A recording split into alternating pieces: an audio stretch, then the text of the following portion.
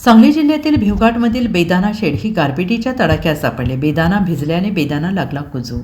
सांगली जिल्ह्यातील भिवघाट परिसरामध्ये काल 1.5 तास झालेल्या गारपिटीमुळे द्राक्षांच्या बरोबरच शेडवरचा बेदाना देखील भिजला आहे. बेदाना भिजून जाऊन आता बेदाना कुजू लागल्यामुळे द्राक्षांबरोबरच बेदाण्यातून देखील द्राक्ष बागायतदारांना हाती काहीच लागणार नाही अशी परिस्थिती होते आहे. त्यामुळे एकीकडे द्राक्षघड गारपिटीमुळे फुटून कुजू लागले तर दुसरीकडे शेडवर टाकलेला बेदाना देखील या पावसामध्ये भिजल्याने तो देखील आता कुजू लागला आहे.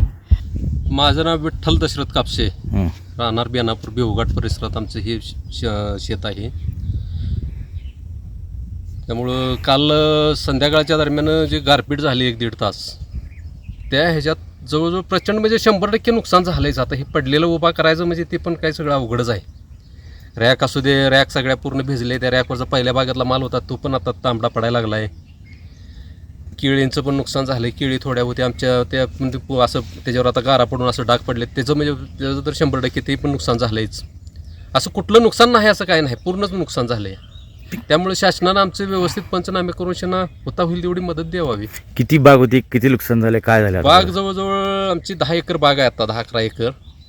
त्यातलं आता 2 एकराचं म्हणजे पूर्ण फुटलं आहे आणि 4 एकरात आता म्हणजे क्रॅकिंग व्हायला लागलं आहे. पाऊस पडला आहे, तिथं गारा पडल्या नाही त्या नेलकरंजी परिसरात. आणि रॅकवरचं जवळजवळ एक 5,000 पेटी माल आहे, म्हणजे 20 टन द्राक्ष होती तिथं, ती पण आता पूर्ण तांबडे पडायला लागले आहे. एक्सपोर्ट क्वालिटीचं एक्सपोर्टचं म्हणजे आता ही दुबईलाच म्हणजे पाठवायचं होता माल, 105 रुपये किलोने दिला होता. त्यामुळे आता हे जवळजवळ 22-24 टन माल आहे. 105 रुपयाच्या म्हणजे हिशोबानं जवळजवळ 26-27 लाख रुपयाचं आता म्हणजे पूर्ण नुकसान झालं आहे ह्याचं. आणि बेदाण्याचं एक जवळजवळ 10 ते 12 लाख रुपये नुकसान झाले. परिसरातल्या शेतकऱ्यांचं काय? परिसराच्या शेतकऱ्यांचं आता जे नवीन बाग आहे त्यांचं तर पूर्ण असं गारानं शेंड तुटून खाली पडलेत. डाळिंबाचं पूर्ण नुकसान झालं आहे. डाळिंबावर राहिलंच नाही त्या गारानं, सगळी खाली पडलेत डाळिंब. त्यामुळे जवळजवळ 100% सगळ्यांचंच नुकसान आहे. माझं एकट्याचंच झालं आहे असं काय नाही, सगळे म्हणजे पूर्ण परिसरातल्या लोकांचं नुकसान झालं. माझं नाव ज्ञानेश्वर संपतराव कापसे. भिवघाट येथे मी शेती करतो. पूर्ण 5-6 एकर बाग आहे माझी. डाळिंब आहे ते 3-4 एकर. रॅक आहे, नवीन प्लांटेशन आहे. हे कालच्या गारपिटीमुळे एवढं अतोनात नुकसान झाले प्रचंड की आम्ही हे आता 10 वर्ष आम्ही यातनं सुधारू शकत नाही आता बाहेर.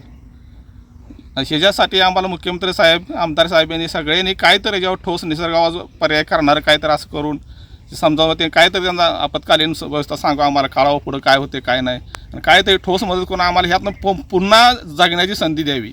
हीच माझी शासनाला कळकळीची विनंती आहे. हात जोडून सांगतो साहेब, मुख्यमंत्री साहेब तुम्ही आमच्यावर जाणून बुजून लक्ष द्या इकडं. Bureau report SBN Marathi, Sangli.